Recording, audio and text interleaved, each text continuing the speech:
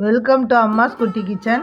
இன்னைக்கு பரங்கிக்காயை வச்சு கொழுக்கட்டை எப்படி பண்ணுறதுன்னு பார்க்கலாம். இந்த மாதிரி 2 கீத்து பரங்கிக்காவை எடுத்து தோலை செத்தி இந்த மாதிரி துருவி எடுத்துக்கோங்க. பரங்கிக்காய் பச்சை வாசனை போகிறதுக்காக ஸ்டவ் ஆன் பண்ணி கடாய் போட்டு கொஞ்சம் தண்ணி ஊற்றி துருவி வச்சுருக்கிற பரங்கிக்காவை அதில் சேர்த்துக்குங்க. ஒரு 2 நிமிஷத்துக்கு மட்டும் மூடி போட்டு கொதிக்க வச்சுக்கோங்க. ரொம்ப நாழி கொதிக்க வச்சிடாதீங்க, அதில் உள்ள சத்தெல்லாம் போயிடும். பச்சை வாசனை போகிறதுக்கு மட்டும் கொதிக்க வச்சுக்கோங்க.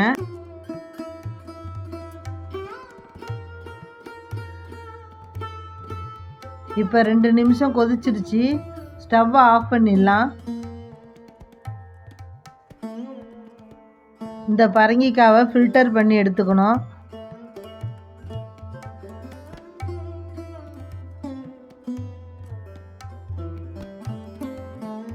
அடுத்தது ஒரு மிக்சிங் பவுல் எடுத்து நம்ம வேக வச்சு எடுத்த பரங்கிக்காவை இதில் சேர்த்துக்குங்க. 2 ஸ்பூன் அரிசி மாவு போட்டுக்குங்க. பரங்கிக்காய் தண்ணி விடும், அதனால் பார்த்துக்கிட்டு தேவைப்பட்டால் இன்னும் கொஞ்சம் மாவு சேர்த்துக்கலாம். ஒரு மூடி தேங்காய் துருவி போட்டுக்குங்க. 1/4 டீஸ்பூன் உப்பு போட்டுக்கணும்.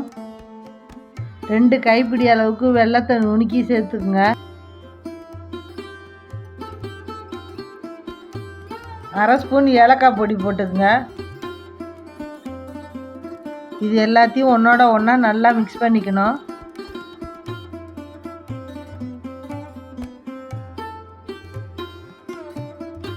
பிசைஞ்சதும் பாருங்கள் நல்லா தண்ணி விட்டுருக்கு. அதனால் கொழுக்கட்டை பிடிக்கிற பதத்துக்கு அரிசி மாவு கொஞ்சம் ஆட் பண்ணிக்கங்க.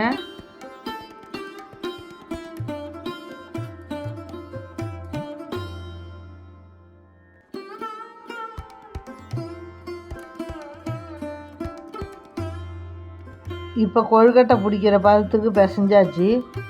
கொஞ்சம் கொஞ்சமாக மாவு எடுத்து பிடிச்சி இட்லி தட்டில் வச்சுருங்க.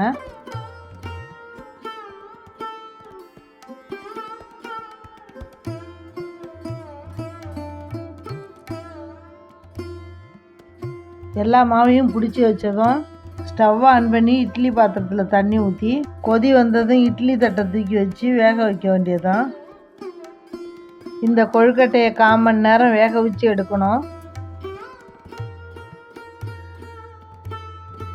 1/4 மணி நேரம் ஆயிடுச்சு. இட்லி பானையை திறந்துடலாம். ஆவி பறக்க பறக்க ஹெல்த்தியான பரங்கிக்காய் கொழுக்கட்டை ரெடி ஆயிடுச்சு. உங்கள் வீட்டில் பரங்கிக்காய் இருந்துச்சுன்னா இதேமாரி நீங்களும் ட்ரை பண்ணி பாருங்கள். நல்லா சாஃப்டாகவும் டேஸ்ட்டாகவும் இருக்கும். மறக்காமல் அம்மாஸ் குட்டி கிச்சனுக்கு சப்ஸ்கிரைப் பண்ணுங்கள். நன்றி, வணக்கம்.